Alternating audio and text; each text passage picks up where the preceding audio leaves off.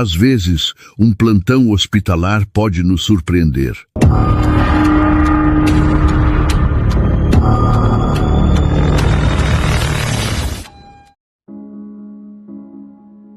Meu nome é Andréia, sou médica há mais de 10 anos. E sempre acreditei que tudo dentro de um hospital podia ser explicado, porque ali não existe espaço para crença, apenas para o que pode ser medido, analisado e tratado. Mas houve uma madrugada que mudou completamente a forma como eu enxergo certas coisas. Era um plantão noturno em um hospital público, daqueles sempre cheios, mas estranhamente silencioso naquela noite. Como se o ambiente estivesse mais pesado do que o normal. Por volta das 3 da manhã, eu fui chamada para atender uma paciente idosa, que havia dado entrada desacordada, sem documentos. Desde o momento em que me aproximei, eu senti algo errado. Porque mesmo inconsciente, o corpo dela parecia tenso, rígido, como se estivesse reagindo a algo que não estava visível. Enquanto eu examinava, os equipamentos começaram a falhar de uma forma estranha. O monitor oscilava, como se estivesse sofrendo interferência. E ao mesmo tempo, o corredor ao redor ficou silencioso demais, completamente vazio. Foi então que eu tive a sensação clara de que havia alguém atrás de mim, parado, observando. Mas quando me virei, não havia ninguém. Quando voltei a olhar para a paciente, ela abriu os olhos de forma brusca, me encarou com desespero e com a voz fraca disse que não estava sozinha, que alguém tinha vindo com ela. Naquele momento, eu senti um arrepio que percorreu meu corpo inteiro. Minutos depois, os sinais vitais despencaram. Tentamos reanimar, mas não houve resposta. E no momento em que ela morreu, o monitor simplesmente apagou, como se tivesse sido desligado à força. Dias depois, eu descobri que ela havia sido encontrada ao lado do corpo do marido, morto há dias, e que dizia constantemente que ele ainda estava com ela. E desde então, eu nunca mais consegui ignorar certas sensações dentro do hospital. Meu nome é Bruno, sou enfermeiro e quem trabalha em hospital sabe. A madrugada é o momento mais estranho de todos, porque o silêncio nunca é completo. Sempre existe algum som, algum movimento, algo que você não consegue explicar. Era um plantão aparentemente tranquilo, na ala de internação, até que uma das campainhas começou a tocar, o que é comum. Mas o problema é que vinha de um quarto vazio, um quarto que já tinha sido liberado horas antes. Mesmo assim, o chamado continuava acontecendo, sempre em intervalos irregulares, como se alguém estivesse realmente apertando o botão. Depois de algumas vezes, eu decidi ir até o quarto, e conforme me aproximava, o corredor parecia mais escuro, mais silencioso, como se o ambiente estivesse diferente do resto do hospital.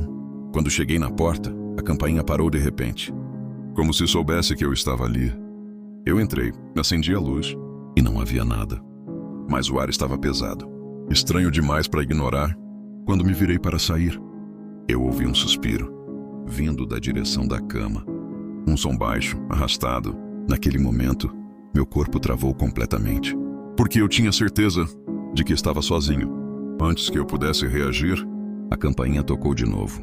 Só que dessa vez, dentro do quarto, mesmo eu estando lá, no dia seguinte, me disseram que aquele quarto tinha sido ocupado por um paciente, que dizia ver alguém ao lado da cama, todas as noites, e que antes de morrer, ele apertava a campainha desesperadamente, porque não queria ficar sozinho. Meu nome é Cláudio Tenório. Sou legista no IML há mais de 12 anos e nesse tempo eu já vi de tudo. Acidentes brutais, corpos irreconhecíveis, histórias que fariam qualquer pessoa perder o sono por semanas. Mas nada, absolutamente nada, se compara ao que aconteceu em um plantão que começou como qualquer outro. Era uma madrugada fria, silenciosa até demais, aquele tipo de silêncio que não é normal, que parece pressionar o ambiente, como se o próprio ar estivesse mais pesado, mais denso, mais difícil de respirar. E mesmo depois de tantos anos trabalhando ali, eu senti um desconforto que não soube explicar. Por volta das 2 da manhã, recebemos o corpo de uma mulher jovem, aparentemente saudável, sem sinais de violência, sem marcas, sem nada que justificasse a morte, apenas um caso comum, pelo menos na teoria. Porque desde o momento em que aquele corpo entrou na sala, algo não estava certo. Eu não sei explicar exatamente o que era, mas havia uma sensação constante, como se eu não estivesse sozinho, como se alguém estivesse ali, observando cada movimento meu, em silêncio, sem pressa, esperando. Tentei ignorar, como sempre faço, porque nesse trabalho, se você começa a dar atenção para esse tipo de sensação, você simplesmente não consegue continuar.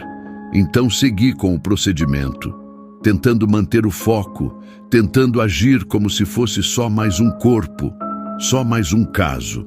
Mas conforme o tempo passava, o ambiente parecia mudar, lentamente, quase imperceptível.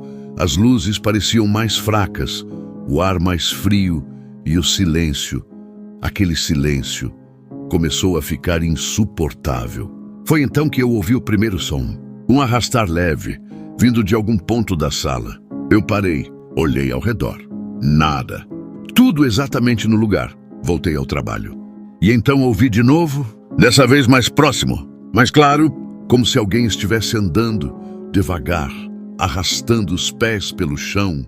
Meu coração começou a acelerar, mas eu ainda tentei racionalizar.